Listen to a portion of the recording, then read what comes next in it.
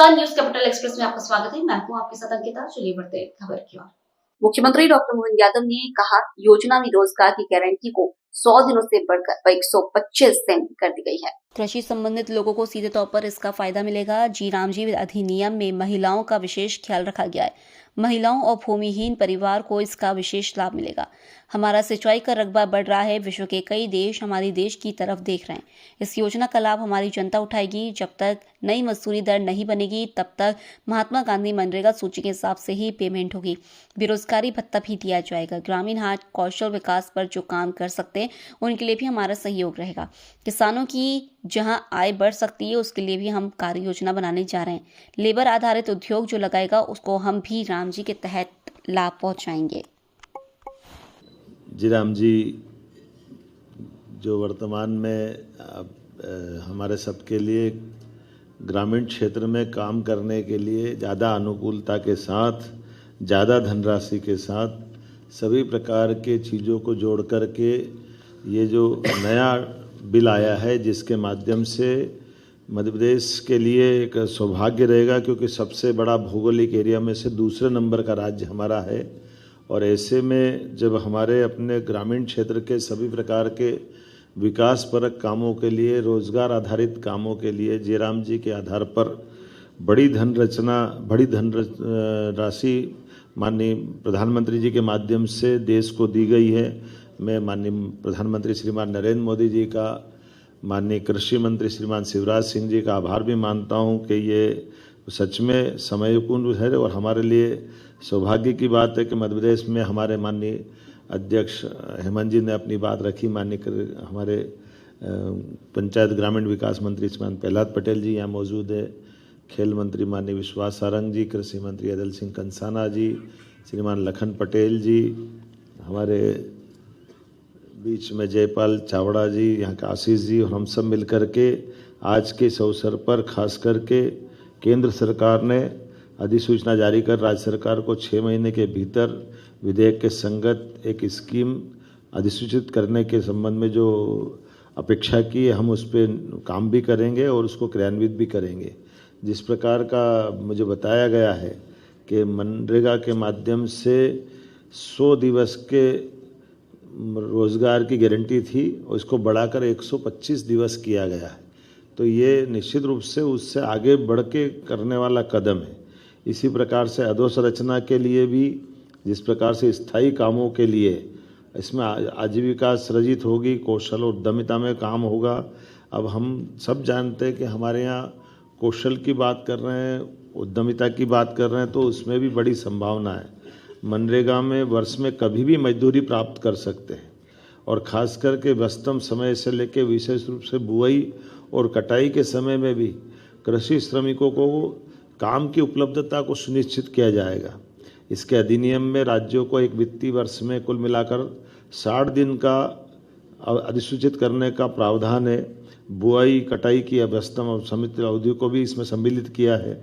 और जिस प्रकार से इस अधिनियम में जो भविष्य की संभावना है, अर्थात प्राकृतिक आपदा, असाधारण परिस्थितियों के दौरान विशेष शिथिलीकरण, ऐसे कई विनिश्चय करते हुए इसमें गुंजाइश दी गई है, जो हमारे लिए पहले चुनौती रहती थी।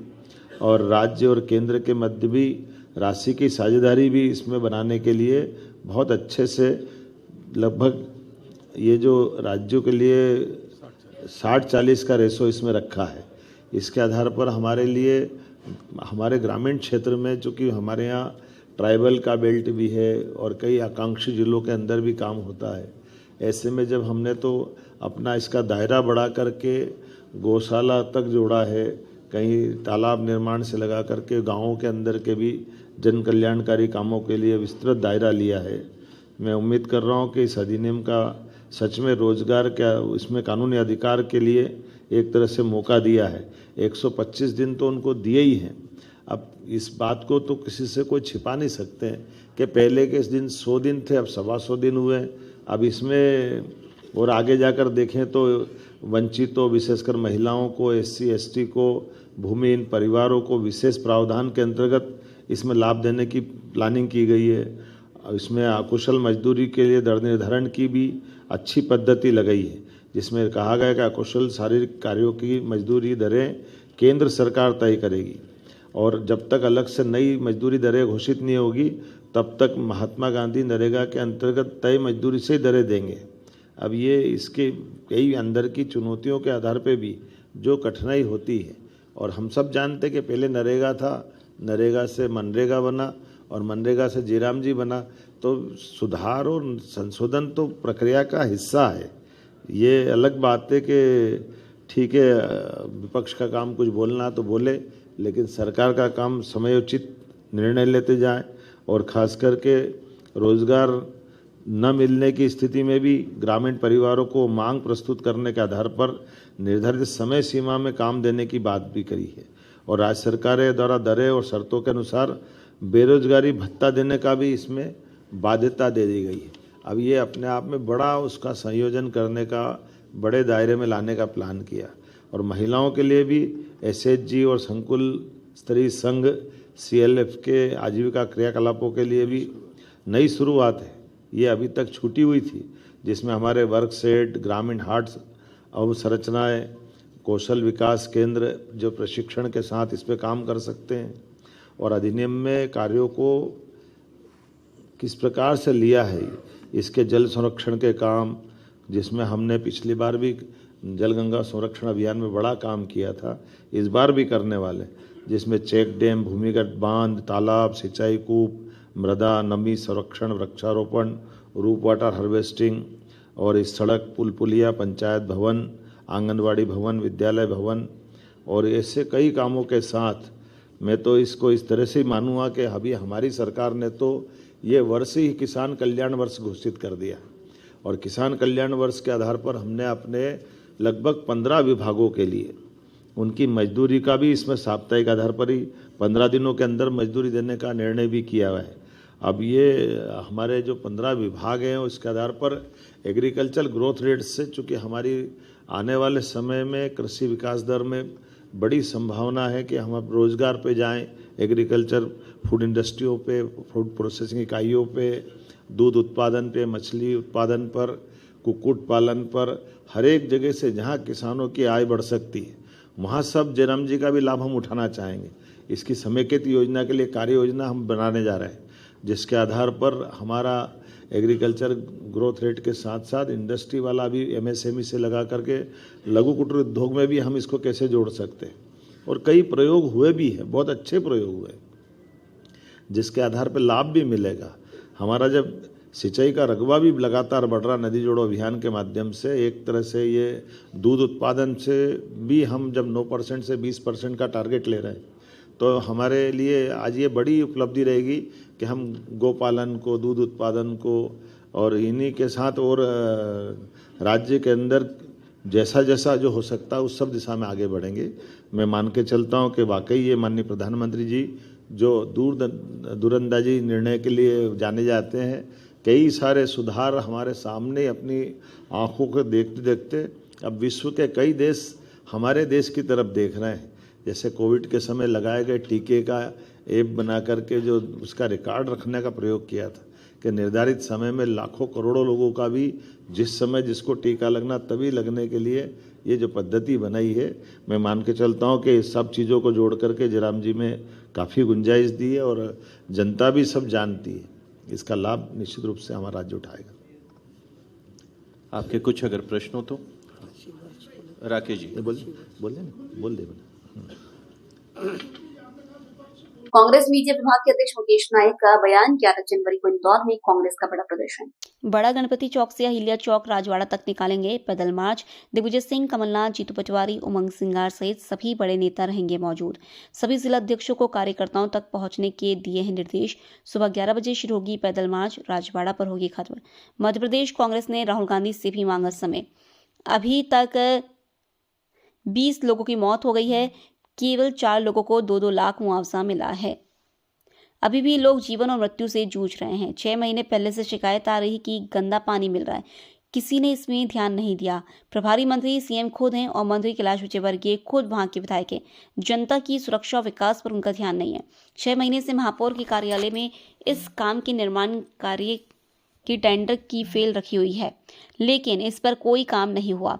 अगर कहीं भी हैजा या बैक्टीरिया मिलता है तो उसके प्रति तेजी से काम होता है। मैं सरकार से सवाल करता हूं कि अगर ऐसा था तो WHO को जानकारी क्यों नहीं दी। इंदौर की जनता इन नेताओं को चंदा दे दे कर परेशान हो गई है। आज दिनांक तक ऐसी कार्रवाई नहीं हुई जिससे सरकार संवेदनशील है, यह देखें। ये बहुत अच्छा प्रश्न पूछा। हालांकि मैं इसके लिए कुछ अलग समय निकालना चाह रहा था। ये जो शिवराज सिंह चौहान जी वहां पहुंच गए ना, इनका नाम है गप्पीश्वर। इनके बराबर गप्पे मारने वाला, उछल कूद करने वाला, जो इनको बोलने की ईश्वर ने क्षमता दी है उसका दुरुपयोग करने वाला, इनसे इनके बराबरी का कोई नेता भारतवर्ष में नहीं है। अरे एमएसपी तो किसानों को दे नहीं रहे और आप देश की बल्दियत बदलने की कोशिश कर रहे हैं। आपको क्या अधिकार है कि राष्ट्रपिता का नाम बदल दें? इन पर तो मुकदमा दर्ज होना चाहिए कि इन्होंने राष्ट्रपिता का अपमान किया है। आप ये कह रहे हैं कि ये इतने चतुर हैं और चालाक हैं और इनकी इतनी प्रच्छन्न सांप्रदायिकता है। प्रच्छन्न सांप्रदायिकता का मतलब यह होता है कि विषय बदल दिया जाता है, परिस्थितियां बदल जाती हैं, लेकिन ध्येय नहीं बदलता। ध्येय है धर्मांधता, तो अपनी ही बल्दियत बदल दी, लाभ और हानि का लेखा जोखा लगा के वोट की राजनीति करने के लिए। अरे भाई, अब कोई अगर विरोध करे कि प्रभु राम के नाम पर कर दी योजना, आपको क्या तकलीफ है, तो आप विरोध भी नहीं कर सकते। चतुराई देखिए आप कि राष्ट्रपिता का नाम बदलकर ये कह रहे हैं हमने जगत पिता के नाम पर योजना कर दी। ये प्रज्ञा अपराध है। राष्ट्र के प्रति निष्ठा राजनेता और राजा में, वहां की रहने वाली प्रजा में देश के प्रति निष्ठा सर्वोपरि मानी गई है और सर्वोपरि धर्म माना गया है। तो इन्होंने राष्ट्रपिता का नाम बदलकर अपने धर्म के विरुद्ध काम किया है, राष्ट्र की आत्मा के विरुद्ध काम किया है। और मनरेगा योजना में 40% राज्य सरकार को देना है। हर महीने कर्ज लेके ये तनख्वाहें बांट रहे हैं, हितग्राही मूलक योजनाओं को पूरा कर रहे हैं, रेवड़ियां बांट रहे हैं। 40% इस योजना में रोजगार के लिए सरकार के पास पैसा कहां से आएगा? शिवराज सिंह चौहान केवल इतनी बात देश की जनता को बता दें। दबाव था, किस कारण से वर्क ऑर्डर में देरी हुई और निर्माण कार्य में देरी हुई और लोगों को मल मूत्र और का पानी पीना पड़ा, गटर का पानी पीना पड़ा।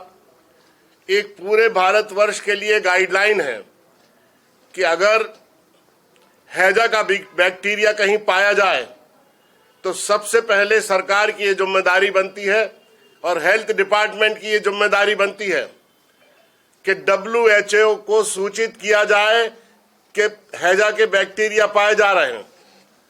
मैं इस सरकार से पूछना चाहता हूं कि हैजा के बैक्टीरिया पाए जाने के बावजूद भी इन्होंने WHO को सूचना क्यों नहीं दी? WHO के संज्ञान में ये गंभीर मामले को क्यों नहीं लेके आए? पूरे इंदौर शहर की लीडरशिप मदमस्त हो गई है, मदहोश हो गई है, सत्ता के मद में चूर हो गई है और ये केवल इंदौर में जमीनों की हेरफेर, व्यापारियों की हेरफेर और चंदेबाजी में लगे हुए हैं। आज इंदौर की जनता इन नेताओं को चंदा दे दे के परेशान हो गई है।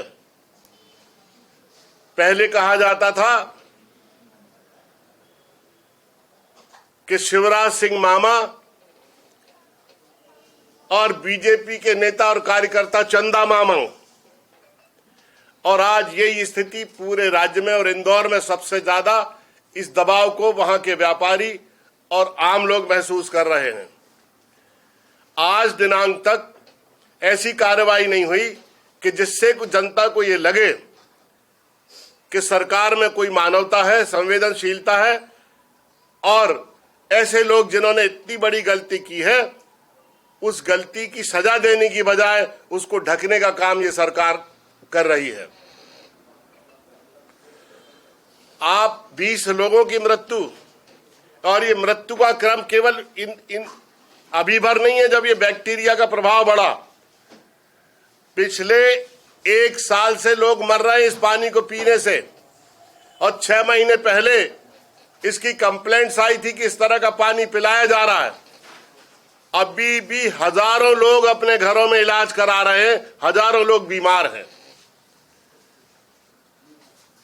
अगर जरा भी संवेदनशीलता है, सहृदयता है, मानवता है, तो मैं मध्य प्रदेश के मुख्यमंत्री जी से ये मांग करता हूं कि आज की तारीख तक ये आश्चर्य की बात है कि मेयर पर कोई कार्रवाई नहीं हुई जो सीधे जिम्मेदार है इसके लिए, और बजाय समस्या को हल करने के लिए एक गालियां बकना पत्रकार को, लोकतंत्र के चौथे स्तंभ को अपमानित करना, पत्रकारों को रिपोर्टिंग नहीं करने देना, पत्रकारों के माध्यम से सूचना जनता तक नहीं पहुंचने देना, ये अपराध है। और इसके लिए कैलाश विजयवर्गीय को तत्काल अपने पद से हटाना चाहिए। हम लोग मांग जरूर कर रहे हैं, लेकिन हमें कोई उम्मीद नहीं है कि इनको हटाएंगे। पहले भी मंत्री शाह के मामले में और अनेक मामलों में ये बात उभर के आई है कि सरकार अपने सारे मंत्रियों को, गलत काम करने वालों को प्रोत्साहन देती है, और हटाना तो दूर, उसके जूं तक नहीं रेंगती है इन सब घटनाओं को लेकर। और इसका कारण है कि लगातार जनता इनको समर्थन दे रही है, और लगातार समर्थन मिलने से ये जनप्रतिनिधि के दायित्व को बहुत हल्के में लेने लगे हैं और जनभावनाओं की उपेक्षा करने लगे हैं। मैं मांग करता हूं कि पीड़ित लोगों को 2-2 करोड़ का मुआवजा दिया जाए, जो लोग इसके पीछे अपराधी हैं उनको दंड दिया जाए, और इन पर हत्या के मुकदमे दायर किए जाए। मैं ये सरकार से मांग करता हूं।